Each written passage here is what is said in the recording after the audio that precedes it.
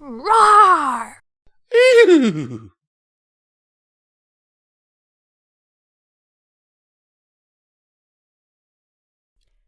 Chapter 14 Canterlot Archaeology Museum. The sun was setting as the Friendship Express pulled into Canterlot's train station with Twilight and her friends on board. Tired from the day's travels, they proceeded to Twilight's parents' house, where they spent the night. The next morning after breakfast and some brief preparations, everyone conjugated outside and were ready to start the day at the Canterlot Archaeology Museum, when a green mist of ashes materialized over Twilight's head. The ashes burnt into flames, which quickly faded and revealed a small scroll. It was certainly a surprise to be hearing from Spike so soon. Hopefully nothing had happened to them while she was gone. What does it say? Fluttershy asked as Twilight scanned the letter. When Twilight had hoped nothing happened while she was gone, she didn't mean like this.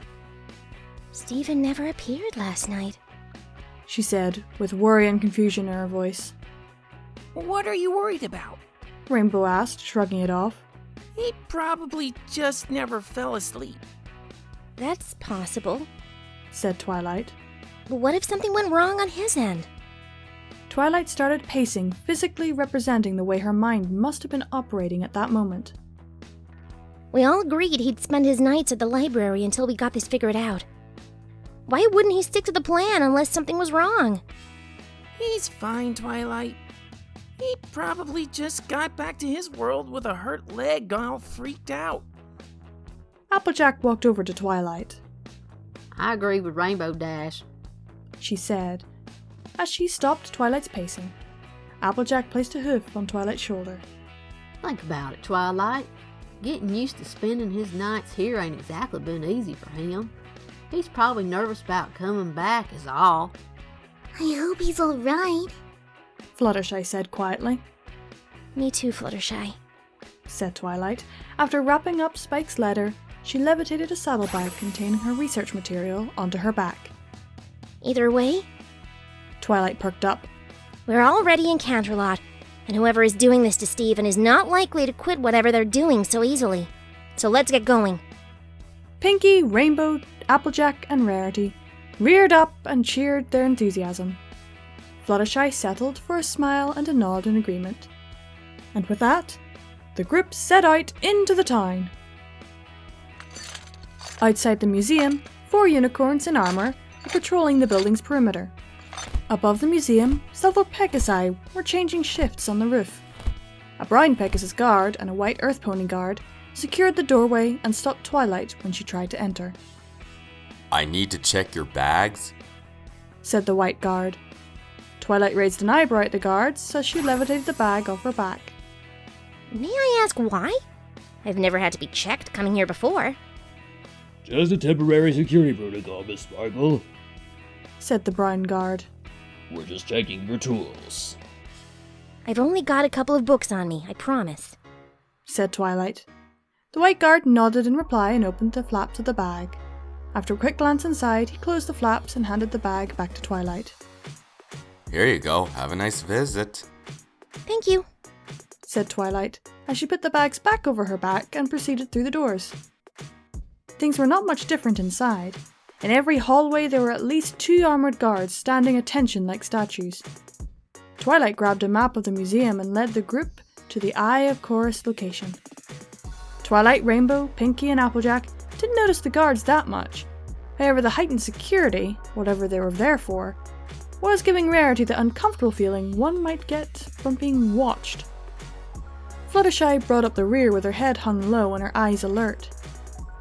Rarity fell back to walk alongside Fluttershy, who relaxed slightly.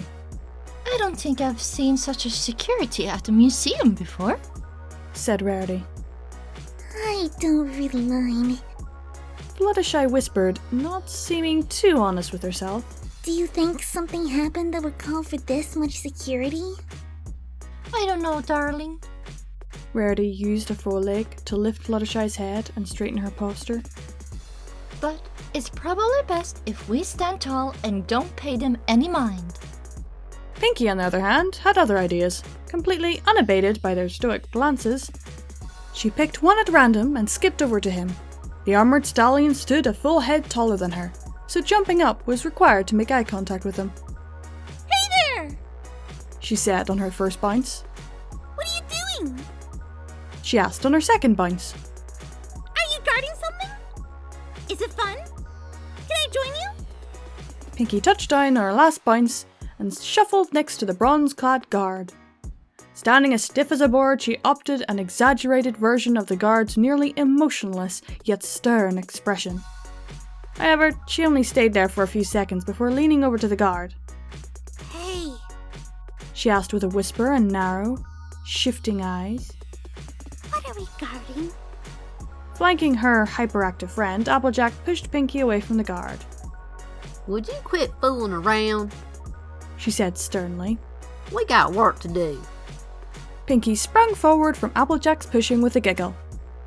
Alrighty then. She said, as she started back towards the group. A moment later, as if Pinky's antics had just been registered, a guard let out an exasperated sigh before recomposing himself. The group entered a large windowless room that was covered wall to wall with examples of ancient history. As soon as they walked in, Rarity pointed upward. I just love what they're done with the ceiling. She proclaimed, prompting everyone to turn their heads up. The ceiling had a dome of about 15 feet in circumference and probably 10 feet in depth. Inside the dome was a mosaic depicting the princesses of the night and day encircling each other with their respective heavenly bodies. The rest of the dome around the equestrian Darkle emblem was painted gold. Pinky gave a fascinated Neato! Huh. said Twilight. That wasn't there the last time I saw this place. She turned her head back down. But we have other things to focus on, such as who's controlling the... Twilight's voice trailed off as she scanned the room. Double-checking her map, she confirmed they were in the right place. She realized the only statue that was listed on the map, but was missing from the room, was the Eye of Chorus. It looks like they moved it. Said Fluttershy as she looked around the room. Maybe to another museum with less guards? Applejack looked around and spotted an elderly pink earth pony mare with a white mane and cyan eyes. She wore glasses on her snout and a lanyard with the museum logo on her neck. Pardon me, ma'am. Said Applejack. Do you work here? I'm the museum's manager. How can I help you? Said the mare. Twilight spoke up. Can you tell us where the Eye of Chorus is? The manager looked a little surprised at the question. You didn't hear about last month's robbery? Actually, we hadn't. Twilight replied. Can you tell us what happened? Why do you want to know? We've already got detectives working on it. The more the merrier, I say. A masculine voice chimed in. Everyone turned and saw two earth pony stallions wearing security uniforms approaching the group. One had a sky blue coat with green eyes and a short black mane tail. His flanks bore a picture of a compass rose. The other was an orange with yellow eyes, a crossed fencing fossils cutie mark, and a messy brown mane and tail. I'm Clear Sky. Said the blue pony. This is Perry Riposte. Clear Sky motioned towards the orange pony before turning to the manager. Ma'am, remember when Discord attacked Equestria? These are the ponies who stopped him. Did we overhear that you're looking for the eye? Perry Repose said. Actually, we wanted to talk to someone who has access to it. Twilight responded. Perry turned to the manager. Let's give them a chance. Maybe they'll be able to figure out what happened. He turned back to the girls. What can we do for you? All eyes turned to the manager, who responded with a resigned expression and an approving nod. What can you gentle colts tell us? Rarity asked. The manager spoke first. The museum was broken into one night about a month ago. When we opened the next morning, our night guards were unconscious on the floor. The Eye of Chorus was gone, and we had a new ceiling. The manager pointed up to the dome. Everyone looked back up at the ceiling, this time with a different type of appreciation. Well, whoever the culprit is, they certainly have a talent for architecture. Did anyone see anything? Rainbow asked.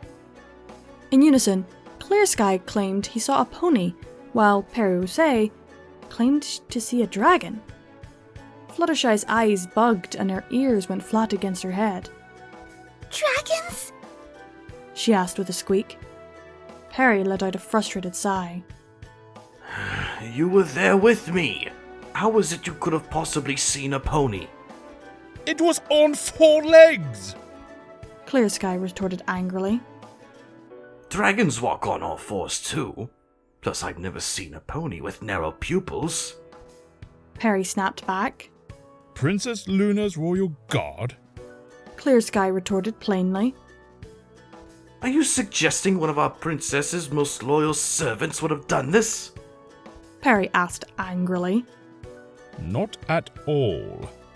Clear Sky said calmly. I'm merely pointing out that I've seen a pony with narrow pupils before.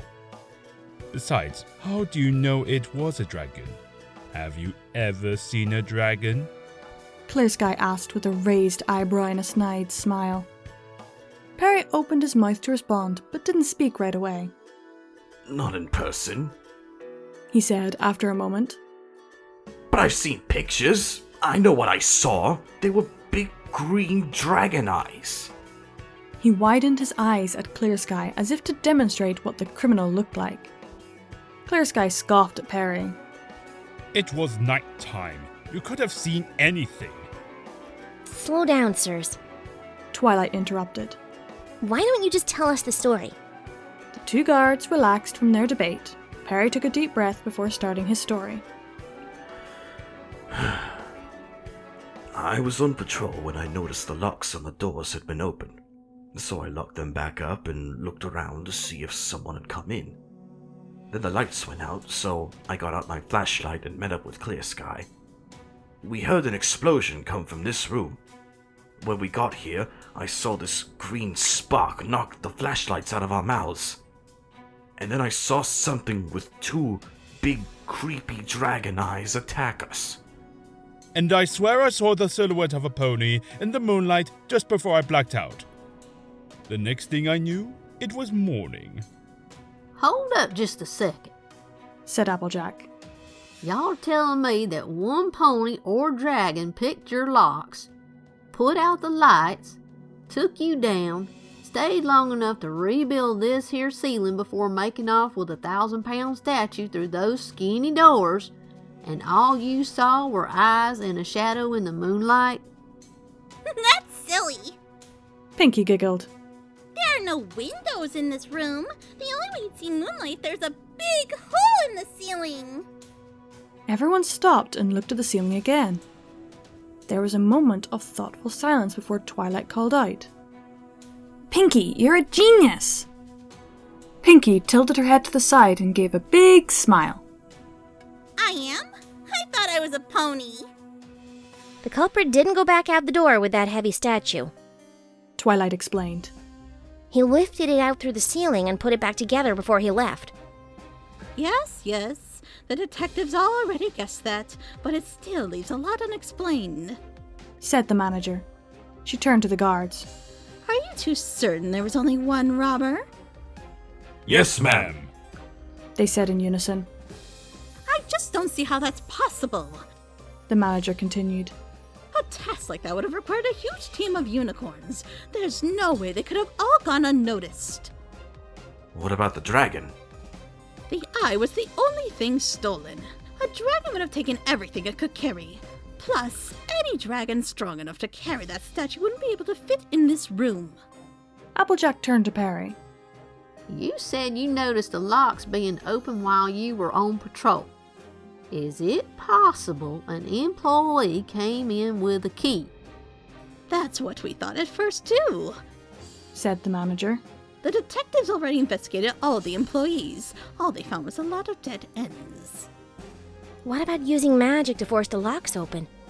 I asked if that was possible to one of the unicorn detectives. He said he'd never heard of a lock-picking spell and was pretty certain if magic was used, the lock would have been broken off altogether. So that's why the guards out front wanted to make sure I didn't have any tools with me. Twilight began pacing the floor with a concentrated expression. Maybe we should check on the Globe of Atlas. Don't bother. The University of Manhattan's History Museum had a similar robbery 2 weeks ago. Twilight paused, tapping a hoof against her chin and pondering various possibilities in her head. Eventually, she turned her attention back to the museum employees. Thank you for all your help, every pony. We'll be going now. Good luck to you, said the manager before their departure. As the group exited the museum, Rarity approached Twilight. Twilight, darling, what exactly are we doing right now? I think we should consult Princess Celestia.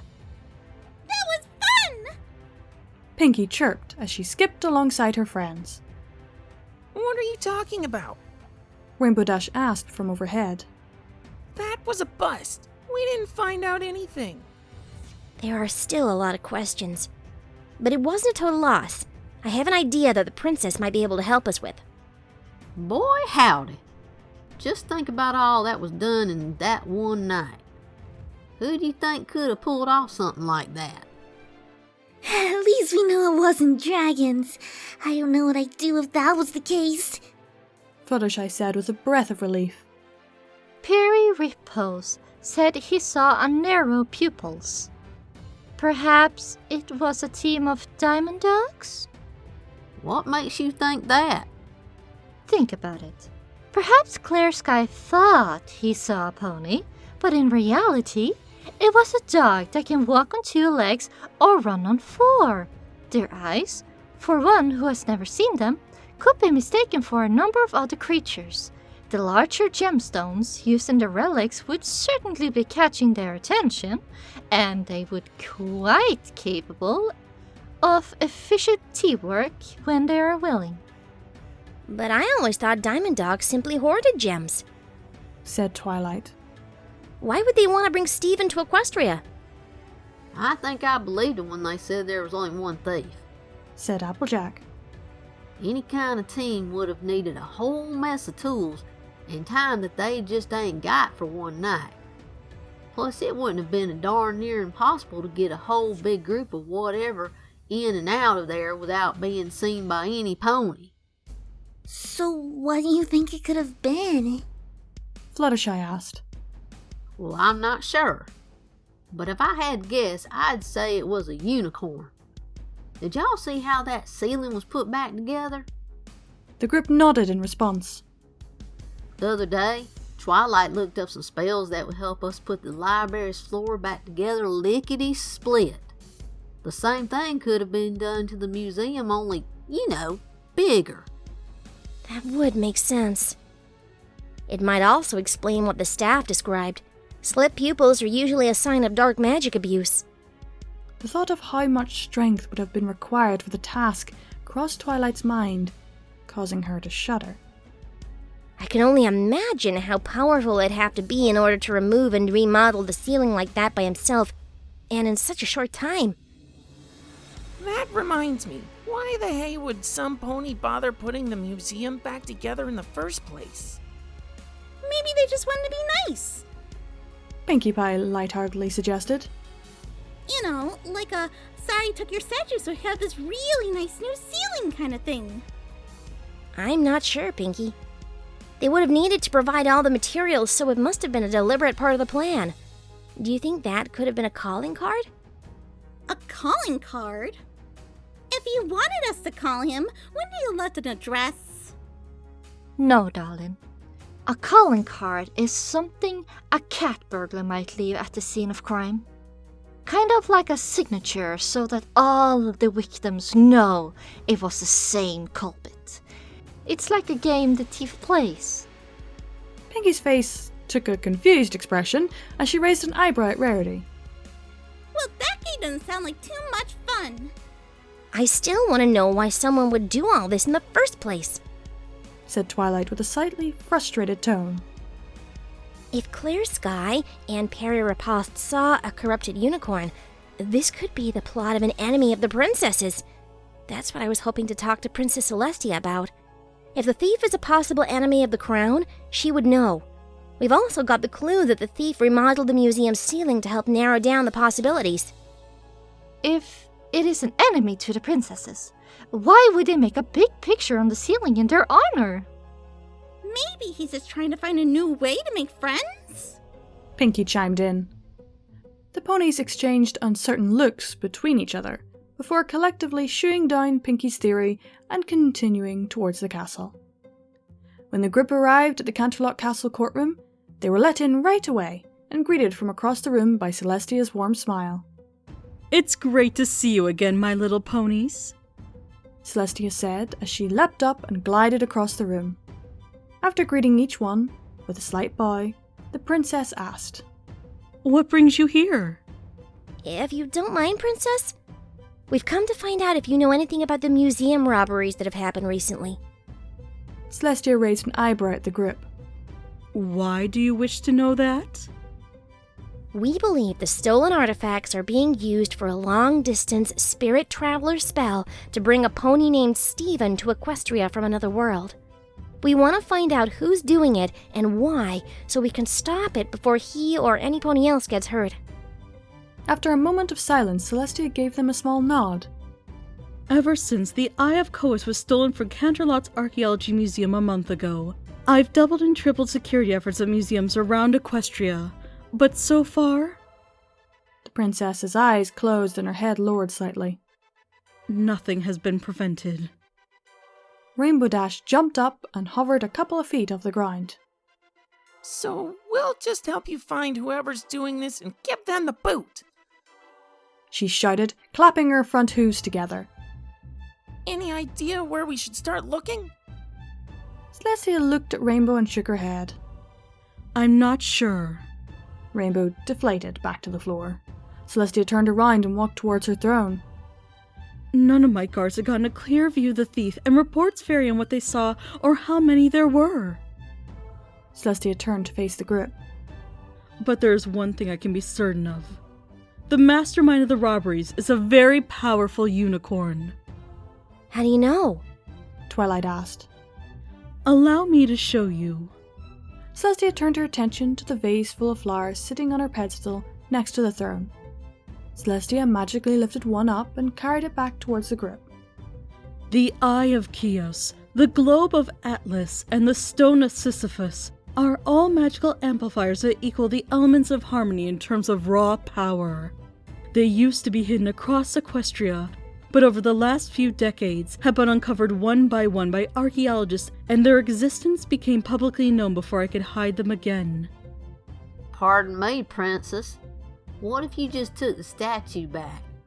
Seeing how you didn't want any pony knowing about them and all, said Applejack. My hope was to make ponies believe they had no powers, so anyone who might want to use their magic for evil would not think to use them. If I were to suddenly hide them when they were already well known, they would draw even more attention. When asked what I thought about the statues having power, I tried to say they were merely legends. But it looks like some ponies started believing in those legends. Celestia raised the vase up with her magic. For a moment her horn turned light blue and a clear box appeared around the vase. Then her eye started glowing a bright white and the room was filled with a blinding light. When it receded, Celestia folded her wings back to her sides. Everyone watched as the box around the vase began glowing with a bright cyan light. After a few seconds, the box became clear again, and Celestia looked to Twilight. Twilight, will you please move the box? She asked cheerfully. Still recovering from the flash, Twilight blinked a couple of seconds and regained her visual focus. Certainly, Princess, she said. Once she felt ready, she focused a little magic on the box and tried to pull it from its place. It felt like she was trying to move a boulder by a rope tied to her horn. She tried once again with more effort, but the box still didn't move. Taking a deep breath, Twilight powered up her horn as much as she could, and with the same telekinetic force she once used to simultaneously levitate an Ursa Minor and an entirely filled water tower, She heaved on the box. She would have a better chance uprooting the Ponyville library with her teeth. But maybe there was another way around this. What if Twilight could decode the spell and reverse it? Focusing herself again, she scanned the magical aura around the vase. It felt like an odd combination of weight and anchor spells, set on a frighteningly high scale. Upturning the barrier with brute strength might be possible, but it would require more force than she could presently generate. Decoding and reverse engineering the various weight and anchor spells would have taken time, and at least a few attempts, but would have been possible had not Celestia sealed it again with her magical signature, likely similar to the ones she used to lock the doors where the elements of harmony were stored. Regardless, she wouldn't give up, and was about to try again anyway when Celestia signaled her to stop. "That'll do, Twilight," said Celestia. "In case any pony believed the relics had power, I placed them under this very containment spell, and in places only I would be able to get to. For example, the Cloudsdale Museum of Ancient History." Oh, I get it. It's a catch-22.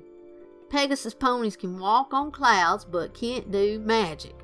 But a unicorn who might be able to break your spell wouldn't be able to walk in Cloudsdale in the first place. Pinky's eyes widened and she waved one of her front legs in the air, as if waiting to be called on. Oh! We've walked on clouds using your magic before, Twilight. That unicorn probably knows the same spell. "Right you are, Pinkie Pie," Celestia said with a smile. "Twilight is one of the most magically talented unicorns I've seen in a while.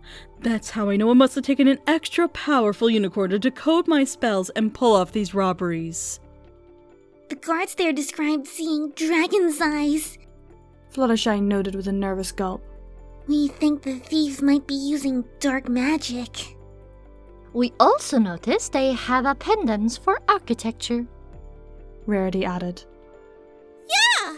Did you see the super duper new ceiling as a present for the museum? Pinky blurted out. "Ah, yes. Celestia giggled slightly. The new dome ceiling and that lovely mosaic of my sister and I."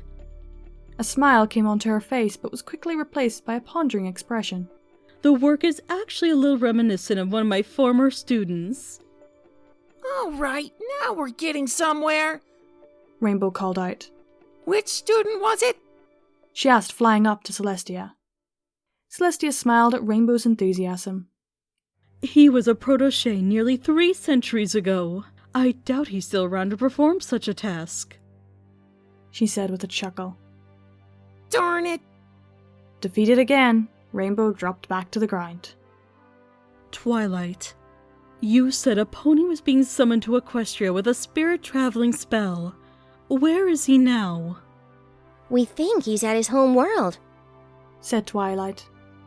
I'm not certain why, but the spirit traveler spell he's under only takes hold and brings him here once he falls asleep there. Celestia thought for a moment. "What kind of pony is he?" He's an earth pony. Celestia paused and her expression became vacant. After a long moment, she seemed to come back into the room. Her voice became very serious when she spoke. "We may not know who's doing all this, but I think I might know where they're going next. If I'm right, then regardless of who it is, I'll know what to do." Rainbow Dash stood straight and puffed out her chest. If there's anything we can do to help, just name it. "Actually, I know something you can all do. Please follow me." Celestia led the ponies out of the courtroom and across the castle to massive marble pillars, purple walls and stained glass window of the Canterlot Tower. Once there, Celestia gracefully strode to a massive pink and purple and indigo door, with jewel-encrusted gold moulding on either side. Lowering her head, she inserted her horn into the keyhole in the middle of the door and interjected some of her power. One after another, the seals in the door illuminated until half of the door was glowing a bright blue. Then it slowly opened, allowing the princess to remove the bejeweled case inside. "Take these and go to Appaloosa. About 50 miles southwest of where the fertile soil ends, you'll find a small step pyramid with a gold key inside. The key is invisible and won't appear unless our culprit is using the relics to remove its seal. It's imperative that this key remain hidden in the pyramid. But if the key's invisible, how would we know if it's still there? Said Pinky. If the shrine inside the pyramid stands, the key is in place, Celestia replied. No pony has been in that pyramid since shortly after Luna and I defeated Discord. If that's where the thief's next move is, he won't be expecting anyone to be there. If guards are posted anywhere near it, he'll know what to expect and attack accordingly, just as he has at the museums. You might be able to catch the culprit if you catch him by surprise. With the elements of harmony, you'll be able to neutralize any dark magic the thief might be using. Twilight levitated the elements case up and rested it on her back. You can count on us, Princess. Celestia turned around and gazed out of a southern-facing window. I know I can. Her tone was sincere, but there was a level of concern in her voice that none of them had heard before. But these stolen relics are capable of much more than any book will tell you. If they have fallen into the wrong hooves, Equestria will be in great danger. Please, be very careful. Twilight stood tall. We'll be all right, Princess. I promise.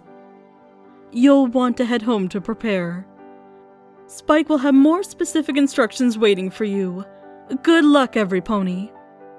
Respective bow, the group made their way back to the train station.